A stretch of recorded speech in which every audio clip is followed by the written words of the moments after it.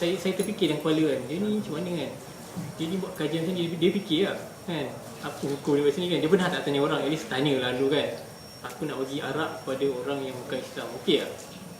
Sebab dia bukan yang tak ada option. Biasanya kita buat research ni banyak option kan.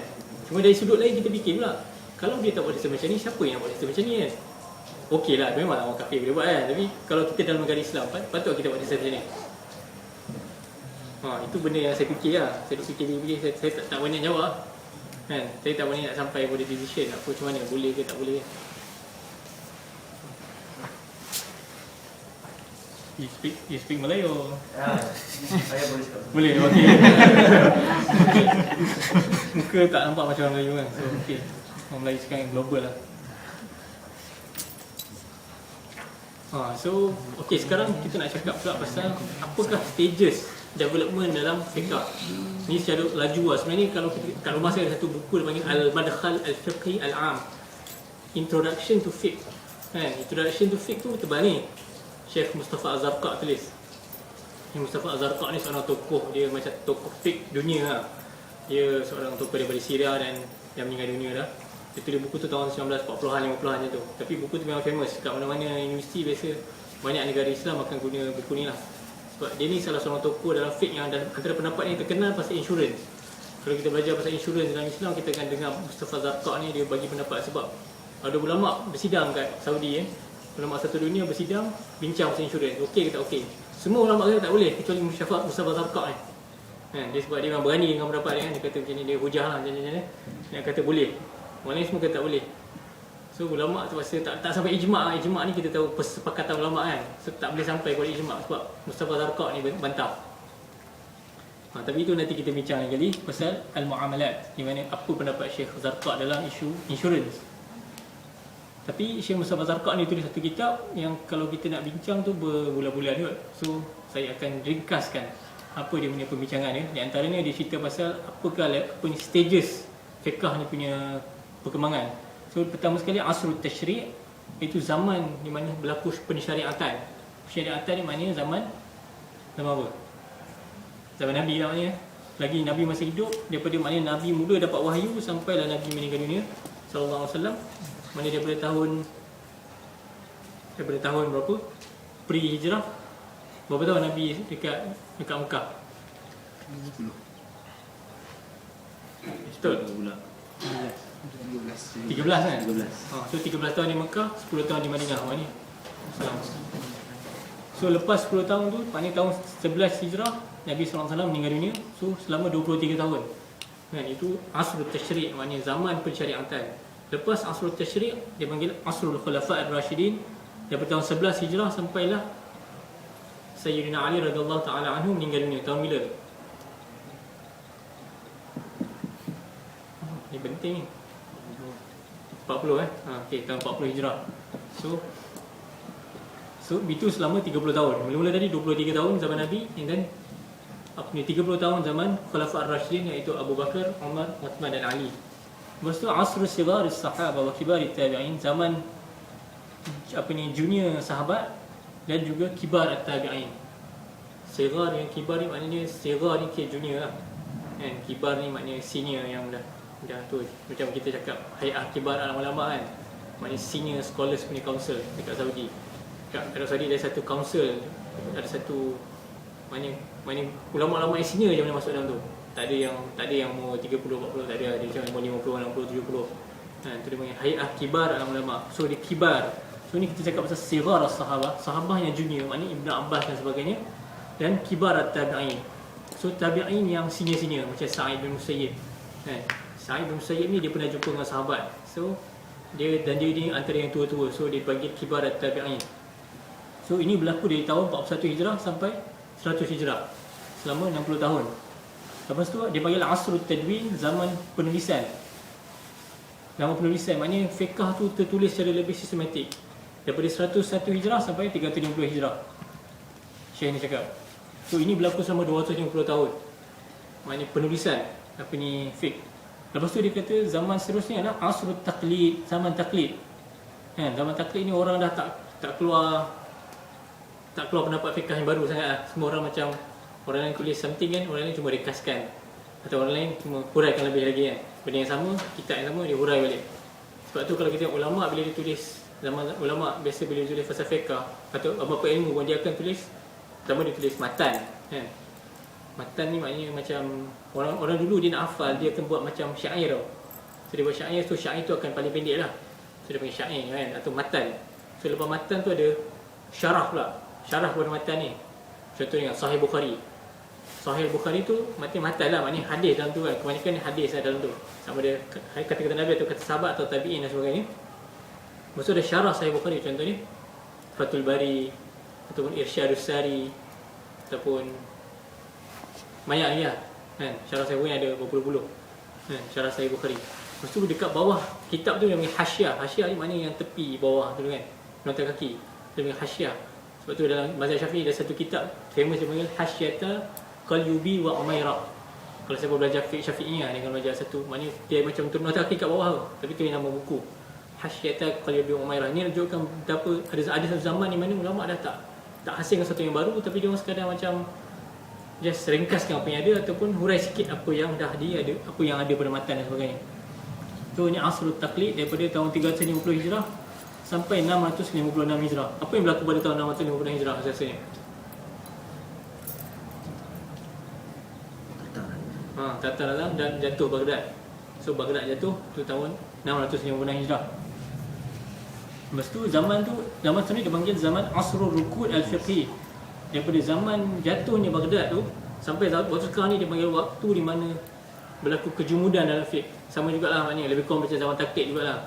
Taklid ni lebih kepada zaman di mana orang semua macam cakap, oh, dia macam tak nak fikir dah, dia macam mana pun aku Syafi'i juga kan. Sebab tu kalau kita belajar pasal ta'assub mazhab kan, orang fanatik pada mazhab ni, kalau kita tengok zaman siapa yang lahir tahun bila, siapa meninggal tahun bila, kita tengok Imam Syafi'i lahir tahun bila? 150 Hijrah. Tahun yang sama juga Imam Abu Hanifah meninggal dunia 150 Hijrah kan. So orang gegar pengikut Hanafi ni kata Imam Syafi'i tak berani nak jumpa dia. Sebab tu dia lahir lepas Imam Abu Hanifah mati kan. Tapi orang mazhab Syafi'i pula kata, oh ni sebab Abu Hanifah yang tak berani, sebab tu dia mati sebelum jumpa Syafi'i kan. Ini antara benda cerita yang zaman dulu famous.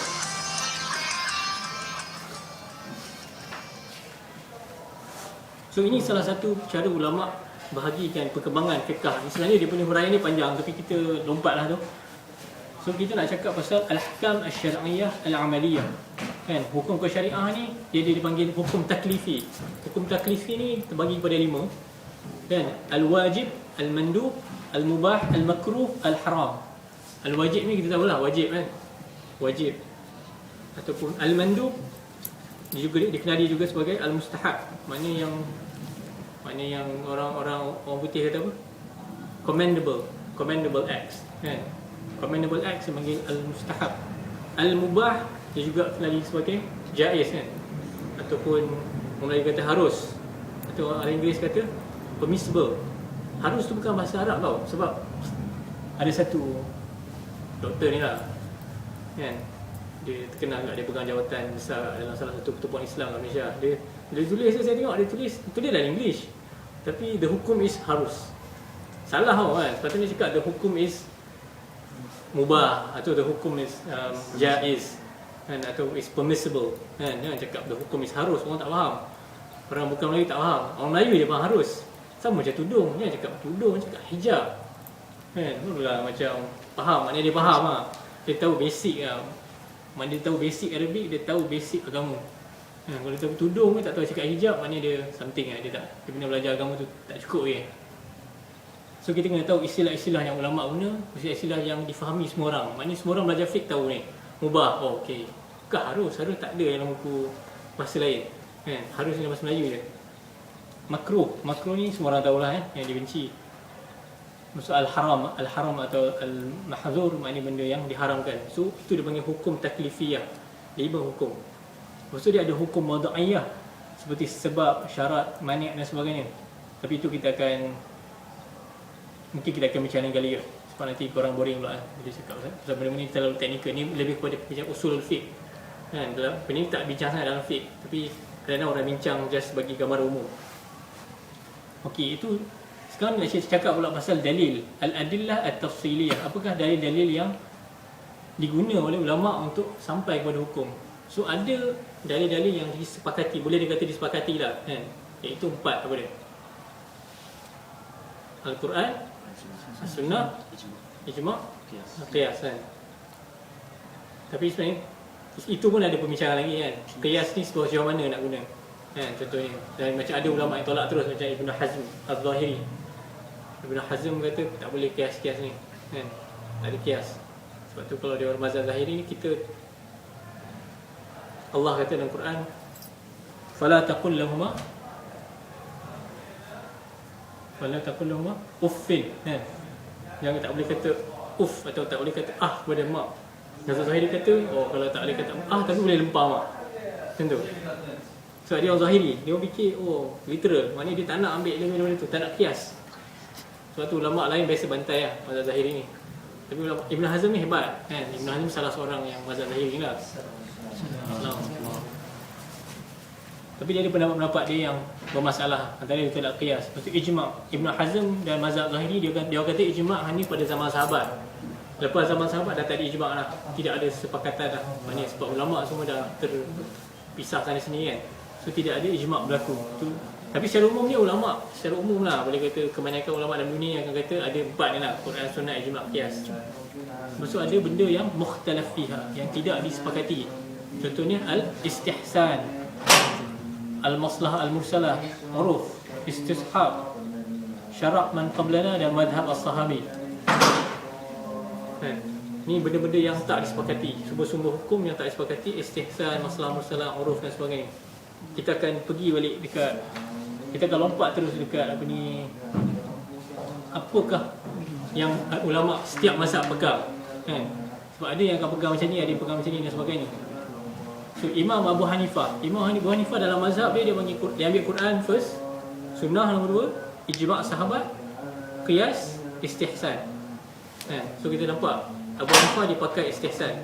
Sebab nanti kita akan tengok mazhab Syafi'i tak pakai istihsan. So bila kita faham benda ni, kita akan tahu kenapa ulama berselisih pendapat. Memang ada orang sama-sama setuju Quran, Sunnah dan sebagainya, tapi lepas tu apa pula kan? Macam dengan pendapat sahabat, itu boleh jadi hujah ke tak? Sebab kita kadang-kadang kita tengok, kalau kita baca terus kita baca kitab macam ni kan, tapi sahabat ni cakap macam ni. So kita kata, apa ni sahabat macam ni kan? Takkanlah tak boleh kan? Sebab ni ataupun adakah betul pendapat yang kita pegang ni sebab sahabat buat macam ni? Kadang-kadang kita boleh terbayang di kepala kan. Padahal kalau kita baca, kita belajar usul fiqh dan sebagainya, kita akan faham. Sebab ulama macam ni sini tak terima kaul sahabat saja tak jadi dalil. Contohnya macam Ibn Abu Hanifah kata kaul sahabat ni sama dengan macam kaul lain kan? Kaul tabi'in apa semua. Maknanya dia dah macam dia dah jatuh lagi lah pendapat sahabat tu. Tapi kalau ijma' sahabat dia memang pegang. Maknanya sahabat semua sepakat. Contohnya pengumpulan Quran kan, semua sahabat boleh kita sepakat lah. Pada peringkat awal ada tentangan sikit, tapi akhirnya sahabat semua sepakat boleh kumpulkan Quran kan? Sebab ada hadis yang macam seolah macam melarang. So ada sahabat kata tak boleh ni, Nabi tak buat tu tapi akhirnya berlaku ijma' sahabat. Sahabat semua sepakat. Okey, itu mazhab Abu Hanifah. So Abu Hanifah ni banyak tersebar di Iraq, India dan China. So kalau kita tengok, ini antara benda faedah kita belajar benda ni. Antara kita nak tengok kita tengok orang ni solat macam mana. Kita tengok orang ni macam ni, bila dia baca qomat kan. Qomat macam mana? Mazhab Hanafi qomat macam mana? Ya. Dia macam azan kan. So kita tengok dia ni, so kita boleh tanya, dia ni okey, dia ni mungkin daripada China ke daripada India kan. So daripada